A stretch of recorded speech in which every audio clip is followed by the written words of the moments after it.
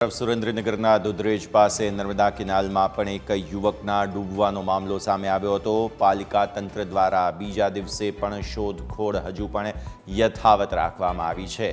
અગમ્ય કારણોસર ગઈકાલે આ યુવક કેનાલમાં ડૂબી ગયો હતો। પ્રાથમિક તપાસમાં સંજય ગાંધી નામનો આ યુવક હોવાની વાત ફિલહાલ સામે આવી છે। તપાસ ચાલી રહી છે।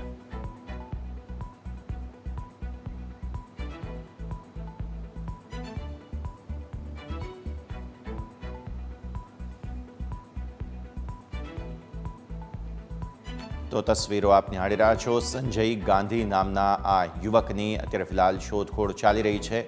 નર્મદા કેનાલમાં અગમ્ય કારણોસર ડૂબી જવાથી આ યુવક અત્યારે લાપતા છે। આ યુવકની તપાસ કરવા માટે ફિલહાલ અત્યારે શોધખોળ શરૂ છે અને તંત્ર અત્યારે ફિલહાલ કામગીરી કરી રહ્યું છે। સુરેન્દ્રનગરની આ ઘટના કે જ્યાં સંજય ગાંધી નામનો આ યુવક અત્યારે લાપતા છે।